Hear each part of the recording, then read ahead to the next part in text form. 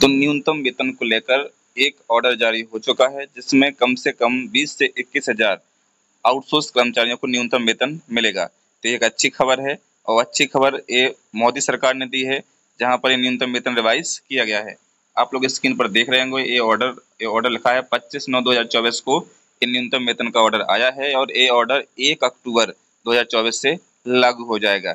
किन किन राज्यों में लागू होगा और कहाँ कहाँ ये लागू होगा, इस वीडियो में हम पूरा विस्तार से जानेंगे। बने रहिए वीडियो में और पूरा वीडियो ध्यान से देखिएगा। यदि चैनल पर नए हैं, चैनल को सब्सक्राइब जरूर कर लीजिएगा, क्योंकि आने वाली सभी अपडेट हम इस चैनल के माध्यम से आपको देते रहेंगे। तो ये देख पा रहे होंगे आप, ये ऑर्डर है government of India, ministry of labour and employment, office of the chief labour commissioner, new Delhi. ये दिल्ली से ऑर्डर पास हुआ है। इस ऑर्डर में विभिन्न प्रकार की चीजें दी गई हैं जो महत्वपूर्ण है, और हमारे जो आउटसोर्स, अस्थायी, ठेका, दैनिक वेतनभोगी या मास्टर रोल के कर्मचारी हैं, इनको ये वेतन बढ़ा हुआ मिलेगा 1 अक्टूबर 2024 से।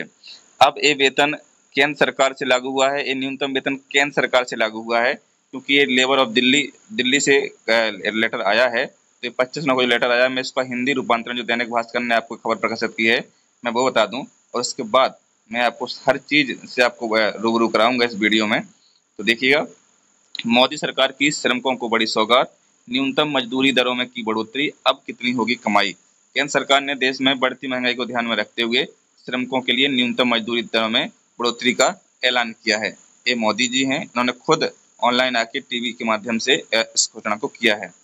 तो केंद्र सरकार ने देश में बढ़ती महंगाई को ध्यान में रखते हुए श्रमिकों के लिए न्यूनतम मजदूरी दरों में बढ़ोतरी का ऐलान किया है।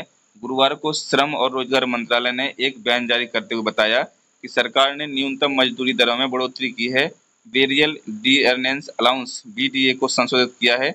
इस फैसले से असंगठित क्षेत्र के मजदूरों को बढ़ती महंगाई और जीवन यापन की लागत का सामना करने में मदद मिलेगी, जिसमें हमारे 4 कैटेगरी के कर्मचारी हैं: अकुशल, अर्धकुशल, कुशल और उच्च कुशल कर्मचारी। इनका मिनिमम न्यूनतम वेतन रिवाइज हुआ है, और ये वेतन हर कैटेगरी का अलग अलग है ना। तो इसमें हम पूरा विस्तार से देखते हैं किस कैटेगरी को कितना पैसा मिलने वाला है, किसको कितना नहीं मिलने वाला। ये देखिए, दैनिक भास्कर ने इस खबर को चलाया है। सरकार ने दिवाली के पहले न्यूनतम मजदूरी बढ़ाई, कंस्ट्रक्शन लेबर को अब रोजाना 783 रुपए मिलेगा, हाई स्किल्ड वर्कर को 1035 रुपए पर डे के हिसाब से मिलेगा। सरकार ने दिवाली से पहले गुरुवार 26 सितंबर को निर्माण, खनन और कृषि जैसे अनौपचारिक क्षेत्रों में काम करने वाले श्रमिकों के लिए न्यूनतम मजदूरी में बढ़ोतरी का फैसला किया है। यह 1 अक्टूबर से लागू होगा। सरकार का कहना है कि यह बढ़ोतरी महंगाई से निपटने में श्रमिकों की मदद करेगी, क्योंकि औद्योगिक श्रमिकों के लिए उपभोक्ता मूल्य सूचकांक सीपीआई में 2.40 अंकों के साथ, है ना, जो है बढ़ोतरी हुई है। नई न्यूनतम मजदूरी दरें, ये हैं दरें। यदि अनस्किल्ड की बात की जाए तो 783 रुपए पर डे के हिसाब से 20,358 रुपए महीना इन कर्मचारियों को मिलेगा। सेमी स्किल्ड की बात की जाए तो इनको 868 रुपए पर डे के हिसाब से, यानी 22,568 रुपए इनको पेमेंट किया जाएगा। स्किल्ड की बात की जाए तो 954 रुपए पर डे के हिसाब से 24,804 रुपए इन कर्मचारियों को दिया जाएगा। हाई स्किल्ड की बात की जाए तो 1035 रुपए के हिसाब से 26,910 रुपए, यानी हाई स्किल्ड यानी उच्च कुशल कर्मचारी की वेतन अब 26,910 रुपए होगी। ये कहाँ होगी?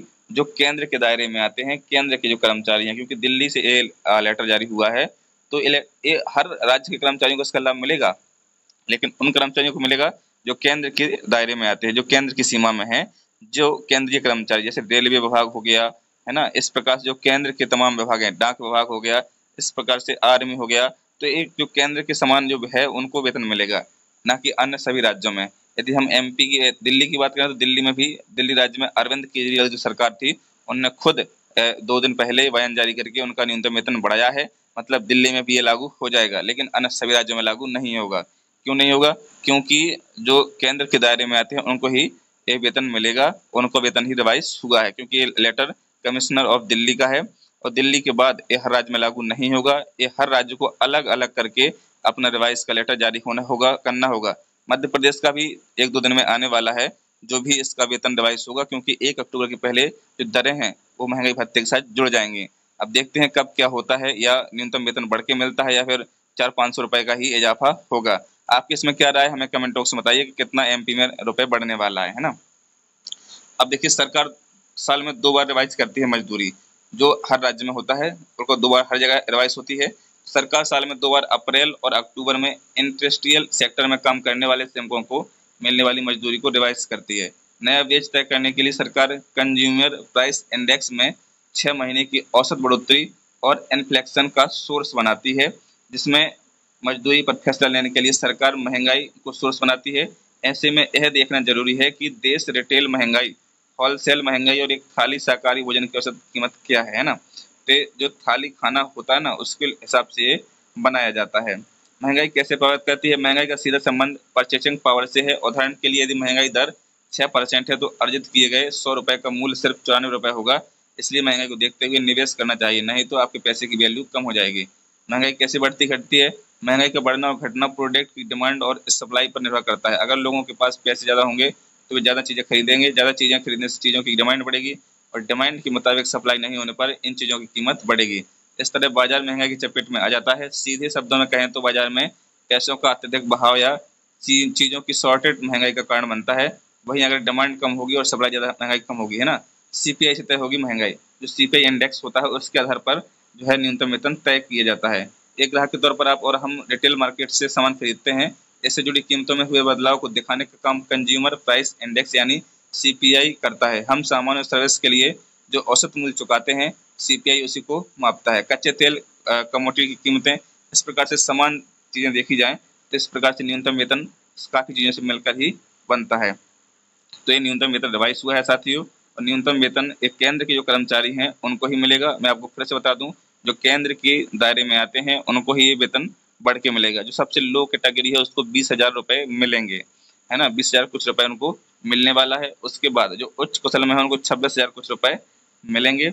अब इसके लिए हमें अपने राज्यों में प्रयास करना है कि हम लोगों को भी, क्योंकि एमपी की बात करें तो एमपी में जो भाजपा का जनसंकल्प पत्र था उसमें स्पष्ट यही लिखा था कि जो केंद्र का न्यूनतम वेतन होगा वही एमपी सरकार न्यूनतम वेतन करेगी।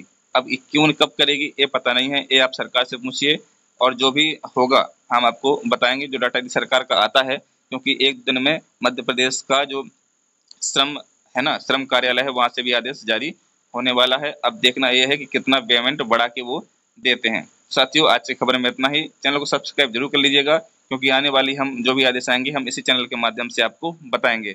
Thanks for watching. मिलते हैं नए वीडियो में नई अपडेट के साथ। जय हिंद, जय भारत, टेक केयर।